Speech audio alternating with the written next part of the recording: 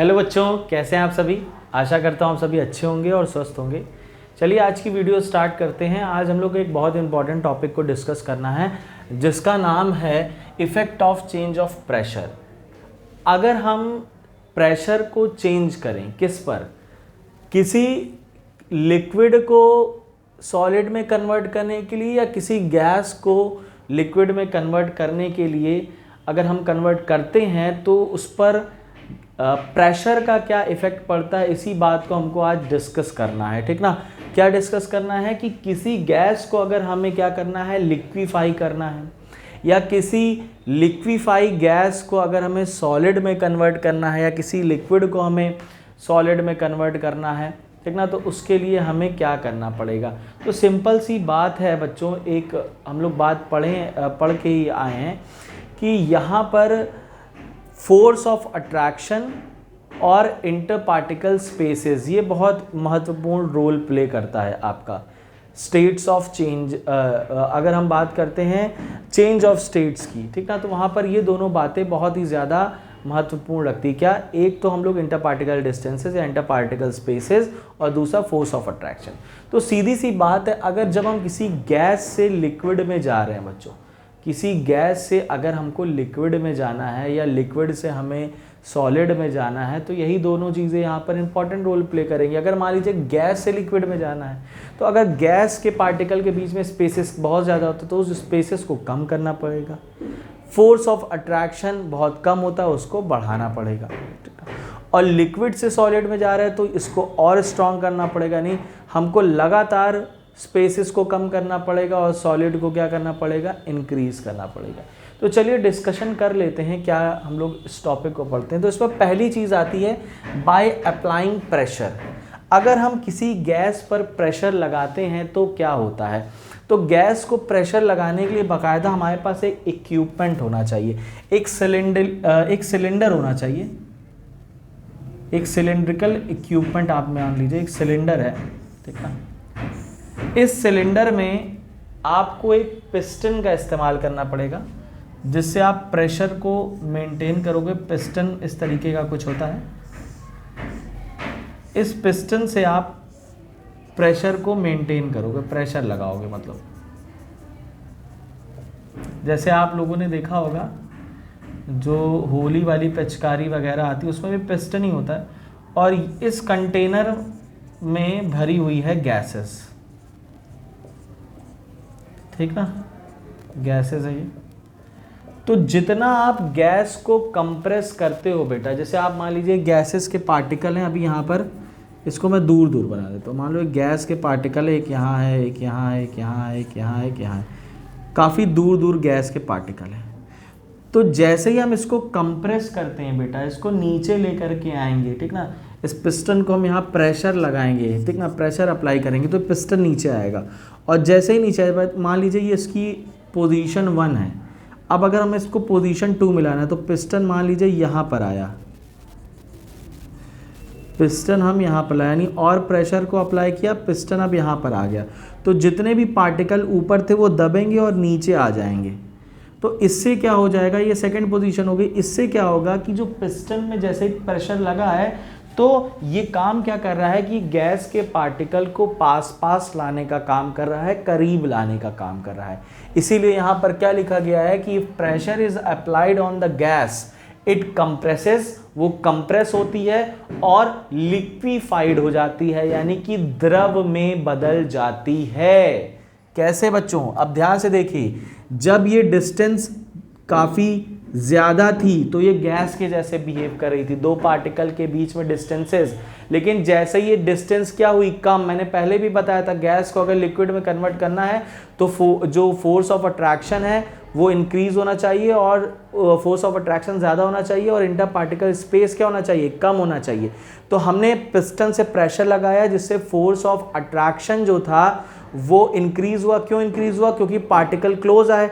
अब जब पार्टिकल दूर दूर थे तो फोर्स ऑफ अट्रैक्शन नहीं था, पिस्टन लगा के इनको पास लाया गया तो इनके बीच में एक अट्रैक्शन वर्क करने लगा, जिसकी वजह से ये आपस में अटैच हो गए और कन्वर्ट हो गया किसमें, लिक्विफाइड हो गया। यानी कि इस तरीके की गैसेस को हम लोग लिक्विफाइड गैस कहते हैं। और लिक्विफाइड गैस आपके बच्चों जैसे रूम फ्रेशनर हो गया, परफ्यूम्स हो गए, आपके डिओड्रेंट हो गए, तो उसमें जो गैस भरी होती है वो असल में क्या होती है, लिक्विफाइड गैस होती है, ठीक ना। उसको कंप्रेस करके उस सिलेंडर में भरा जाता है, ठीक ना। क्लियर है बात, ध्यान से देख लीजिए। तो सिंपल ये फंडा निकल के आता है, जब भी हम किसी गैस पर प्रेशर लगाते हैं तो उसके पार्टिकल पास पास आते हैं।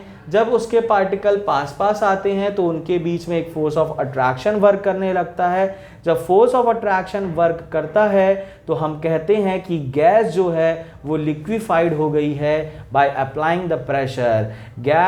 gas gets liquefied by applying the pressure because interparticle distances decreases and the gas particles come on so loose that they attract each other strongly and form a liquid। यानी जैसे ही उनके इंटरपार्टिकल distances कम होते हैं, force of attraction बढ़ता है, ठीक ना, और वो लिक्विफाइड हो जाते हैं क्योंकि फोर्स ऑफ अट्रैक्शन वर्क करने लगा। क्लियर है बच्चों बात, ठीक ना। अगली बात क्या कह रहा है, बाय लोअरिंग द टेम्परेचर।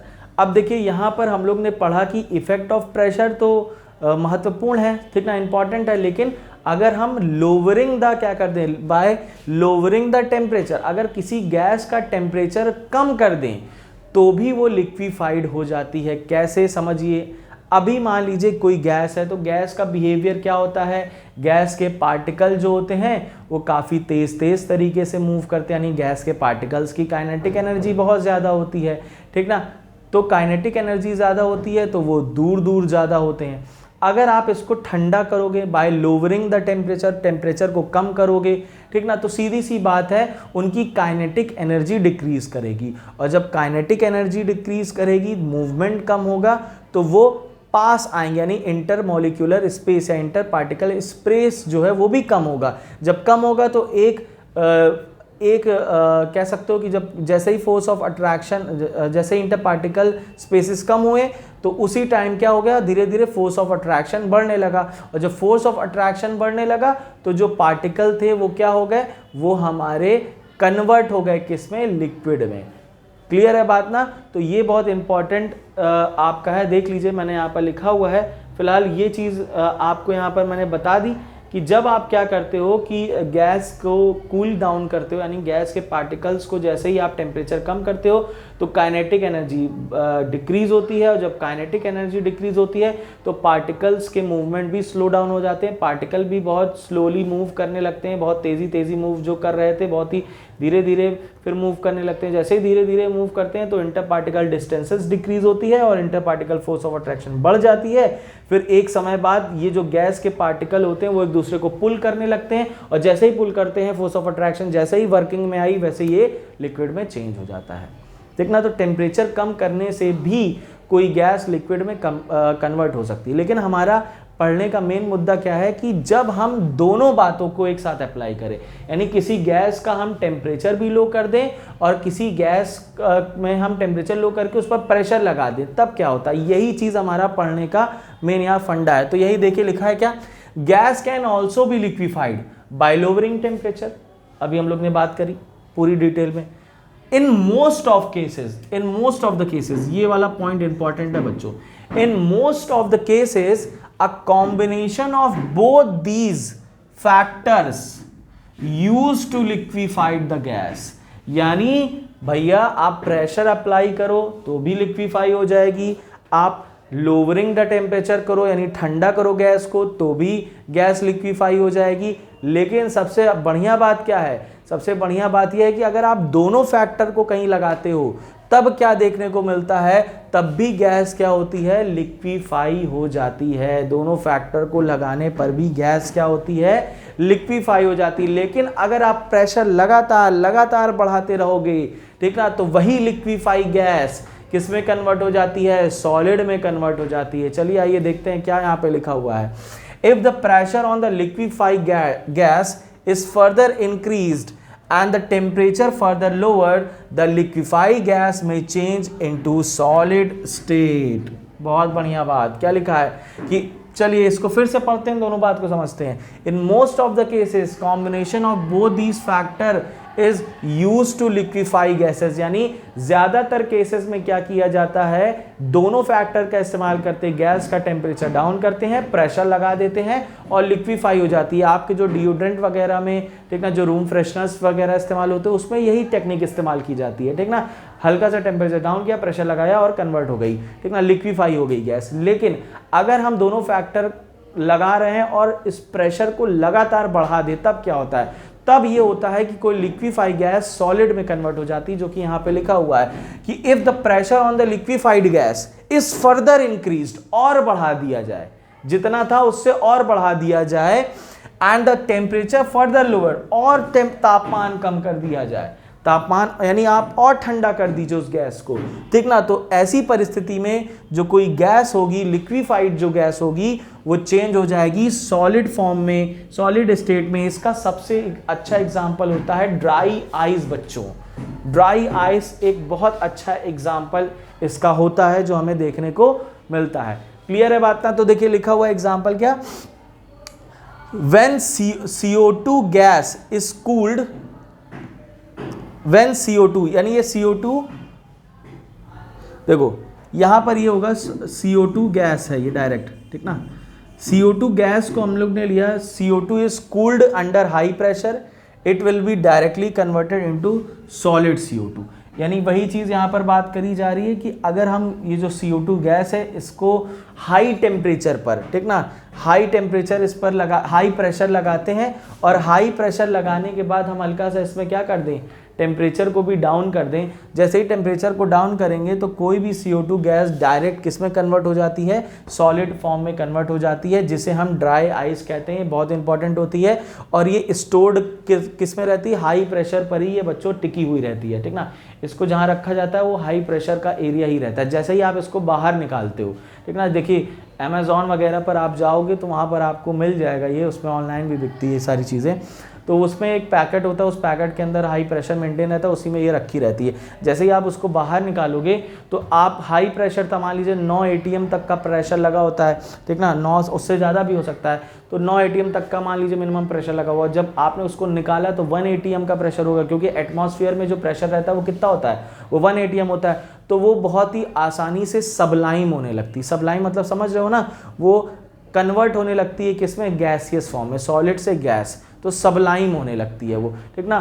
तो क्योंकि प्रेशर क्या कर दिया गया है, कम कर दिया गया, इसलिए वो सबलाइम होने लगती है। और ड्राई आइस इसलिए कहा गया है क्योंकि जहाँ पर भी ये रखी रहती है वहाँ पर आपको कोई भी ये गीली नहीं करती, यानी नॉर्मल जो आइस होती है उससे गीला नहीं, वो जब पिघलेगी तो गीला गीला हो जाएगा, लेकिन यहाँ पर ये गीला नहीं रहती, ये वेट सरफेस को जो है वेट नहीं करती, इस वजह से इसको क्या बोला जाता है, ड्राई आइस कहा जाता है। क्लियर है बात? सूखी बर्फ, ड्राई आइस, CO2 को बोला जाता है। और कभी कभी आपने देखा होगा इसका इफेक्ट वगैरह, बादलों का इफेक्ट देने के लिए जो है इसका इस्तेमाल किया जाता है। किसी फंक्शन वगैरह में आपने देखा होगा कि बाकायदा मटका रखा है, मटके से बार बार वेपर निकल रही है, तो उसमें इस इफेक्ट का यूज़ किया जाता है। तो बादल वाला इफेक्ट देने के लिए ड्राई आइस का इस्तेमाल करते हैं। कैसे बनती है, जब हम CO2 को हाई प्रेशर पर, ठीक ना, उसका टेम्परेचर डाउन करते हैं, हाई प्रेशर पर क्या करते हैं, कूल डाउन करते हैं और प्रेशर लगाते हैं, तो कोई भी सॉलिड जो गैस होती है वो डायरेक्ट किस में कन्वर्ट हो जाती है, सॉलिड में कन्वर्ट हो जाती है, जिसे हम ड्राई आइस कहते हैं। और ड्राई आइस को हम अंडर हाई प्रेशर में, मतलब हाई प्रेशर में मेंटेन करके रखा जाता है। और जैसे ही हम इसको निकालते हैं, क्यों हैं, मतलब एटमॉस्फेयर में, यानी अपने पास निकालोगे, इसको हटाओगे तो इसका जो प्रेशर होता है वो कम हो जाता है। जैसे ही प्रेशर कम होता है तो ये सब लाइन होने लगती है, ठीक ना। इसको ध्यान से देख लीजिए, ध्यान से देख लीजिए। तो यहाँ पर हम लोग ने पढ़ा combination of both the factors. तो यहाँ पर जब दोनों फैक्टर जब अप्लाई हो जाते हैं तो हम लोग ने देखा ये इस वाले पॉइंट से तो क्या होता है। तो पहला पॉइंट ये था कि जब प्रेशर लगाओगे तो भी लिक्विफाई हो जाएगी, टेम्परेचर डाउन करोगे तो भी लिक्विफाई हो जाएगी, लेकिन जब दोनों फैक्टर को लगा दोगे तो और जो लिक्विफाई गैस है वो आपकी सॉलिड में कन्वर्ट हो जाएगी, ठीक ना। क्लियर है बच्चों? ध्यान से देख लीजिए, फटाफट देख लीजिए।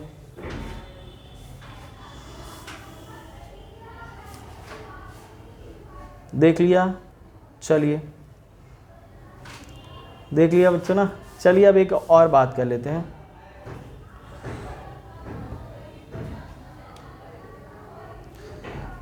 इसको रब करते हैं। एक टेम्परेचर होता है जिसे कहा जाता है क्रिटिकल टेम्परेचर। इसको डिस्कस कर लेते हैं कि ये क्रिटिकल टेम्परेचर क्या होता है।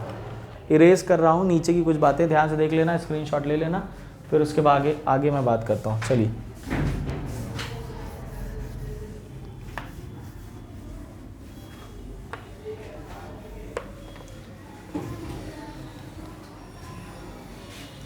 देखिए,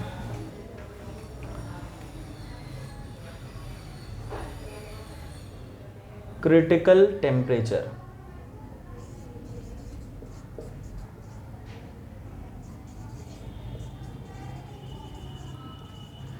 क्रिटिकल टेम्परेचर क्या होता है, ठीक ना, ध्यान से देख लीजिए। पहले लिख देते हैं फिर उसके बाद में डिस्कस करते हैं। तो for every gas there is a certain temperature, for every gas there is a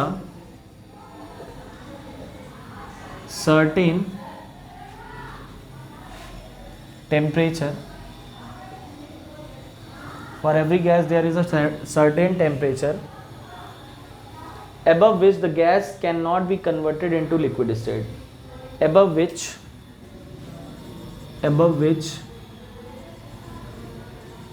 the gas cannot be converted into liquid state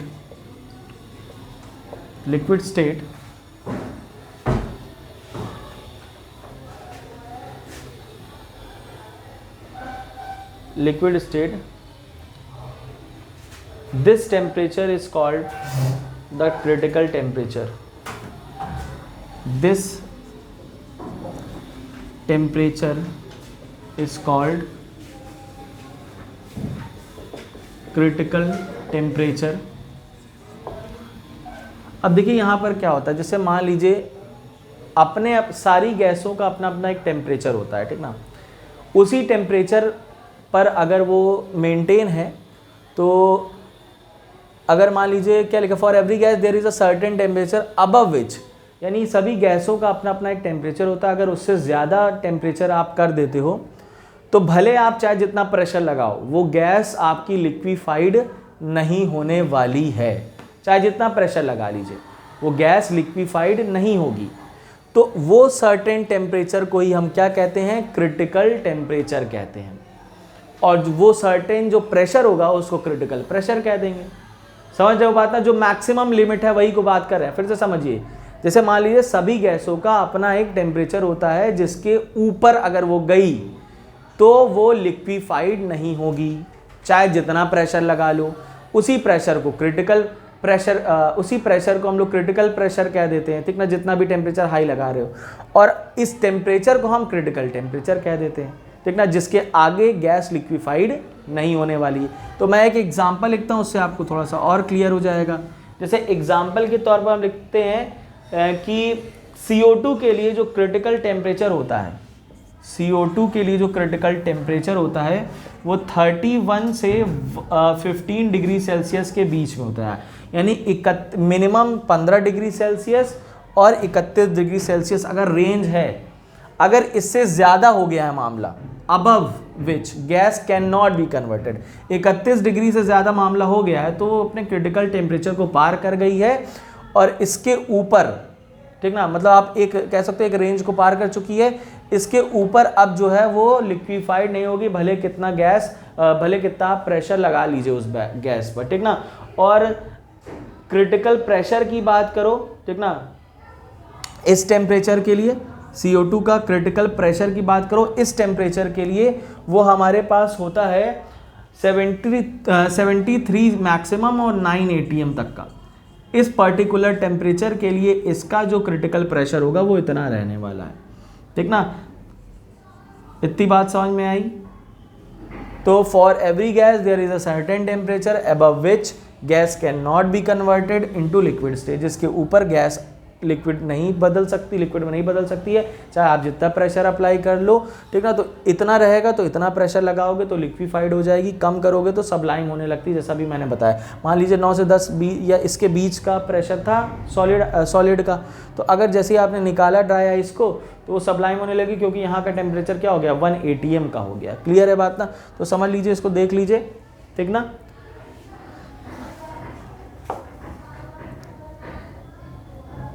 इसीलिए कहा जाता है बच्चों, इसीलिए कहा जाता है, एक नोट पॉइंट करके लिख लेना, मैं बोल दे रहा हूँ, इसीलिए कहा जाता है कि the effect of decreasing temperature is more important as compare to the that of increasing pressure. तो डिक्रीजिंग द टेम्परेचर जो फैक्टर है, यानी टेम्परेचर को कम करना है, लोअरिंग ऑफ टेम्परेचर जो फैक्टर है वो ज़्यादा इंपॉर्टेंट है, ठीक ना। अगर ये नहीं होगा तो बाकी प्रेशर चाहे जितना लगा दो, देखो अभी पता चला प्रेशर लगा दिए कोई मतलब नहीं हुआ।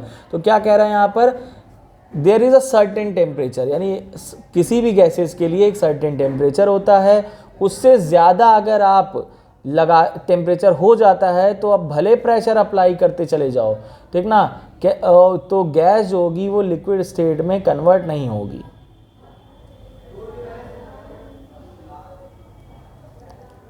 ध्यान से देख लीजिए, स्क्रीनशॉट ले लीजिए, स्क्रीनशॉट ले लीजिए, इरेज करते हैं, आगे बढ़ते हैं। तो ये टॉपिक यहीं पर ख़त्म होती है, effect of change of pressure, effect of change of pressure. दो फैक्टर, प्रेशर तो देखा ही देखा, साथ में टेम्परेचर का भी देखा।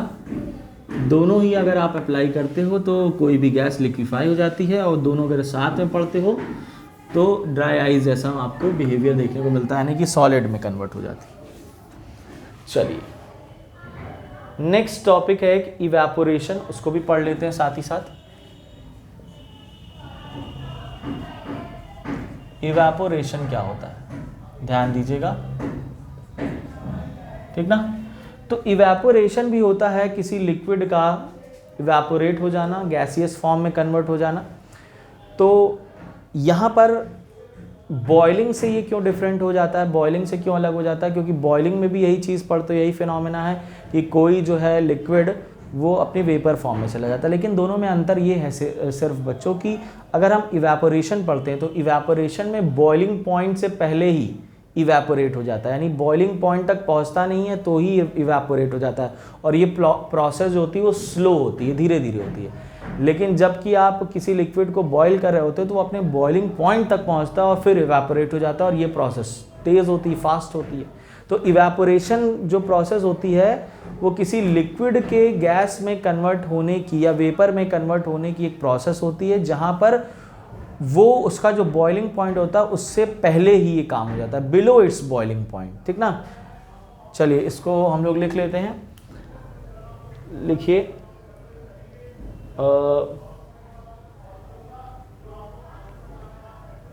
the process in which a liquid the process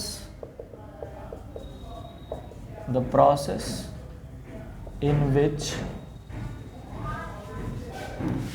a liquid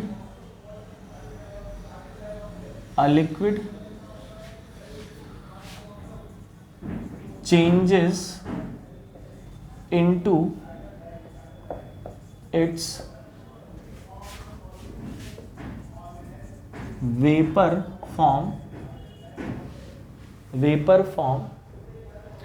at any temperature below its boiling point, at any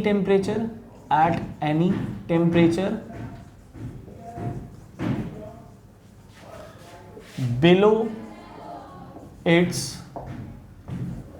boiling point,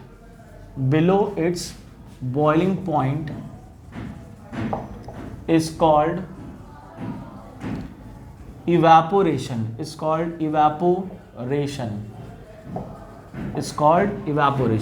यानी कहने का मतलब क्या हुआ, अगर हमारे पास कोई लिक्विड है, उस लिक्विड को हम वेपर में कन्वर्ट करना चाहते हैं और वो वेपर में कन्वर्ट हो भी जा रहा है किसी भी टेम्परेचर पर बिलो इट्स मेल्टिंग पॉइंट, यानी वो किसी भी टेम्परेचर पर कन्वर्ट हो जा रहा है और उसके बॉइलिंग पॉइंट पहुंचने से पहले ही कन्वर्ट हो जा रहा है, तो हम इस प्रोसेस को इवेपोरेशन कहते हैं। बहुत अच्छा एग्जांपल क्या है बच्चों, अगर मान लीजिए आप एक कटोरी में पानी ले लीजिए, ठीक ना, एक कटोरी में पानी ले करके आप उसको दो अलग अलग जगह पे रखिए। जैसे मान लीजिए आपके घर में 2 फ्लोर है, तो ऊपर वाले फ्लोर में रख दीजिए और एक नीचे वाले फ्लोर में रखिए, सेम अमाउंट लीजिए एक कटोरी के अंदर।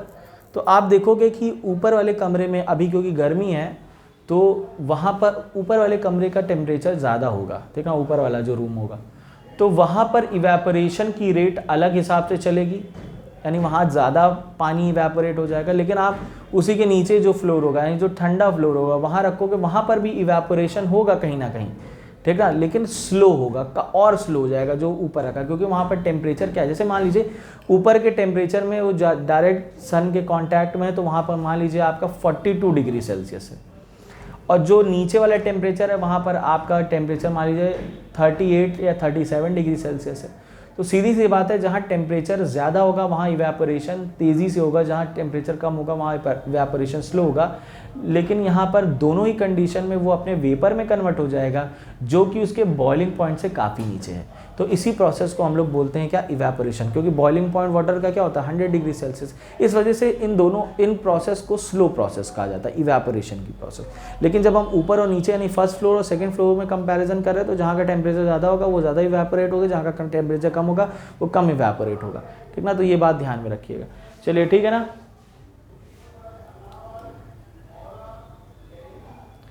ठीक, क्लियर है, समझ में आ गई बात ना, कोई दिक्कत, इवेपोरेशन टेक्निक समझ में आई।